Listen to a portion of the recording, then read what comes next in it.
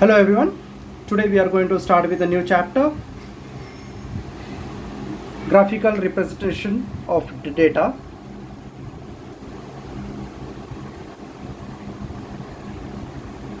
In this chapter we are going to deal with a graph, meaning of graphical representation of the data. A picture is said to be more effective. A picture is said to be more effective than the words for describing a particular things. A graphical representation is the geometric image of a set of the data. It is a mathematical picture. It enables us to think about a statistical problem in the visual terms. It is an effective and economic device for the representation, understanding, and interpretation of the collected data.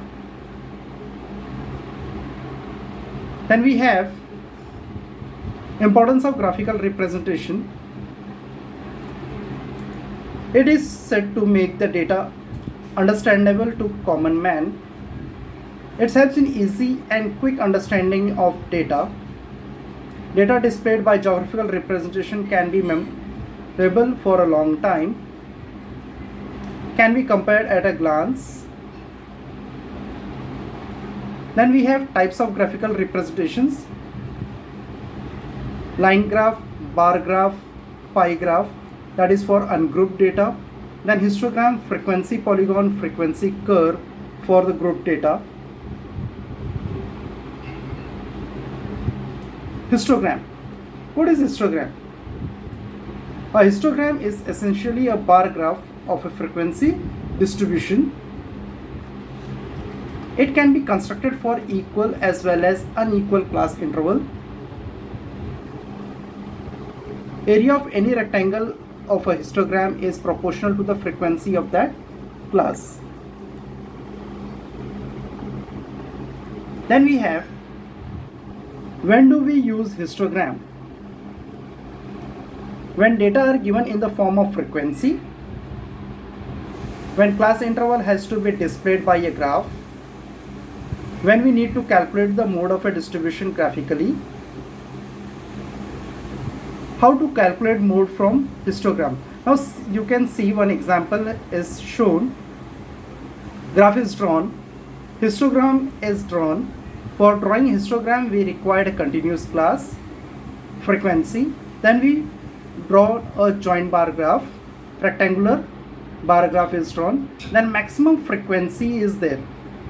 Maximum frequency, you can see diagonally we had drawn diagonals for that maximum to the adjacent bar.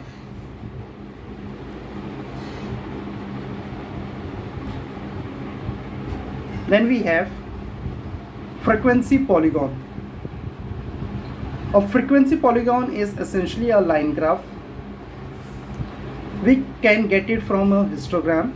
If the midpoint of the upper bases of the rectangles are connected by the straight line, but it is not essential to plot a histogram first to draw it. We can construct it directly from a given frequency distribution. Then we have, when do we use frequency polygon? When do we use frequency polygon? When data are given in the form of frequency, when two or more groups has to be displayed in one diagram, when two or more groups are to be compared. Now frequency polygon along with histogram and frequency polygon that you had studied in your lower standard.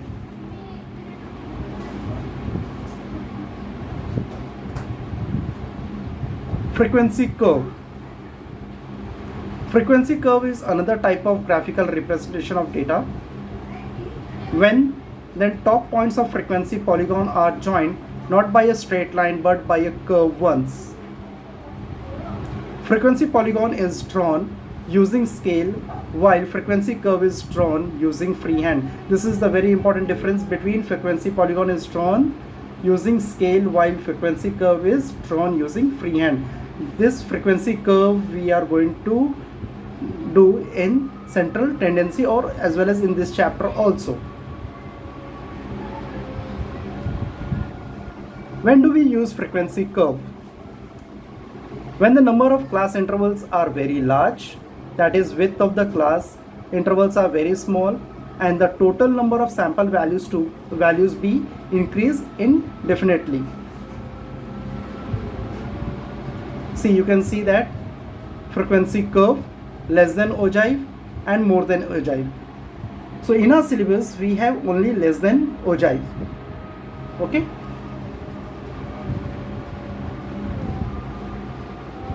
Exercise 23. Draw a histogram for the following frequency distribution. Now class interval is given to you. Class interval is given and frequency is given. So we had plot the bar graph, that's histogram. Continuous bar graph is your histogram. Class intervals are continuous 0 to 10, 10 to 20, 20 to 30, 30 to 40, 40 to 50 and 50 to 60. Then on y-axis we had taken the frequency, we had plot, we got the histogram. They told you to draw histogram, we got it.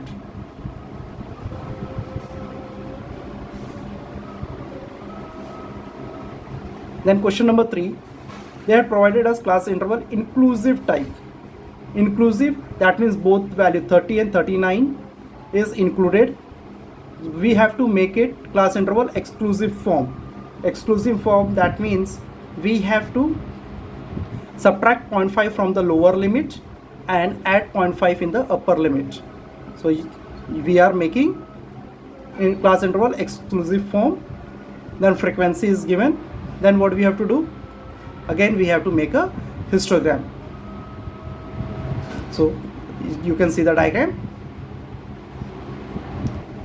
Next question, draw a cumulative frequency curve, that is ogive, for each of the following distribution. Here we are going to study about this part, and this is very, very important. So class interval is given, frequency is given. For ogive we required a cumulative frequency.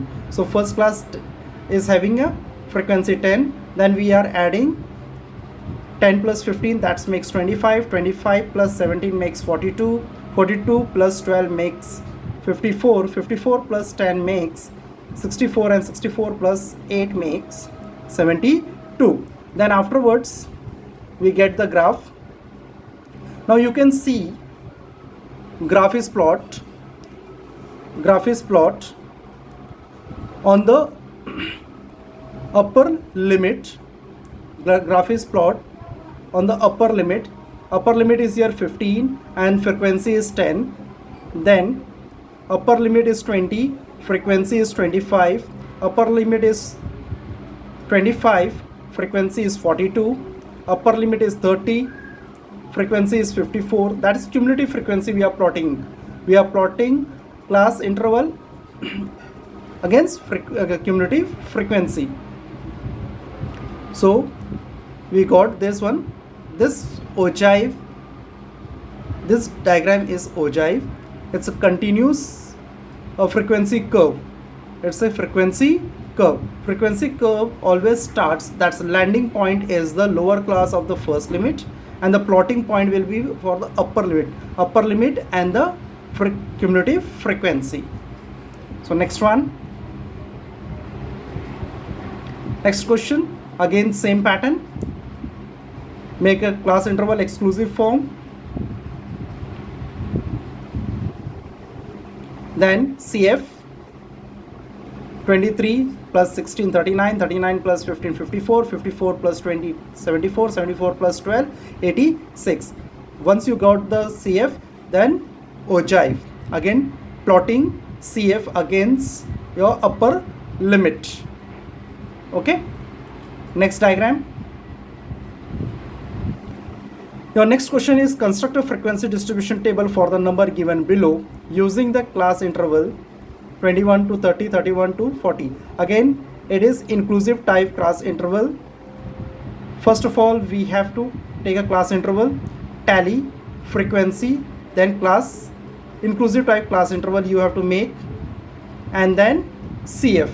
For drawing ogive, we must required ogive, and for ogive we must required CF, and for histogram we required continuous class. So right now they had given inclusive type class 30 to 21 to 30, 31 to 40, 41 to 50, 51 to 60. This all classes are inclusive type. So we are making here frequency because they had given raw data, so we had taken the frequency.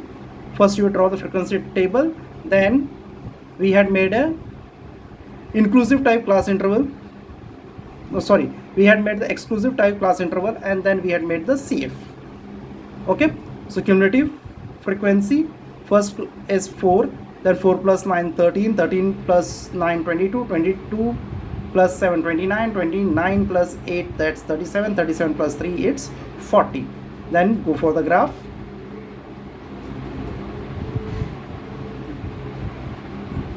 This graph is your histogram.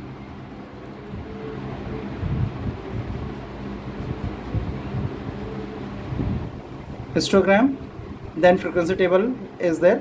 Then we are going for ogive. CF is plot against class interval. So your cumulative frequency is plot the upper limit of the class.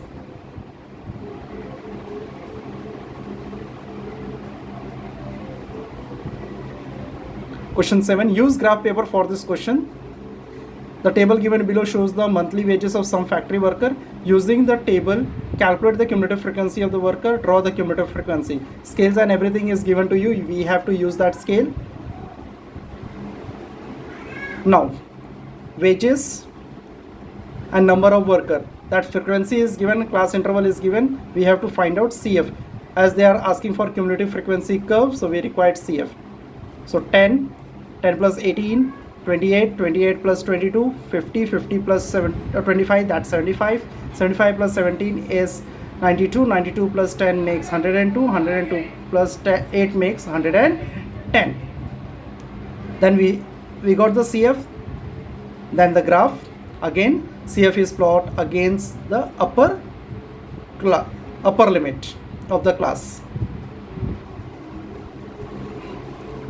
As used, 2 centimeters equals to 500, starting the origin at 6500 on x-axis and 2 centimeters 10 worker on the y. Now as the value is starting from 6500, that means from 0 to 6000 the values are missing. That missing value we have to make a cling. So cling is made, so it shows that it is including the missing value from 0 to 6500. So beginning point is 6500. Next question. Construct a frequency distribution table for each of the following. Marks are given, that's a class interval is given, CF is given. Now they are asking for the frequency, then you have to subtract it.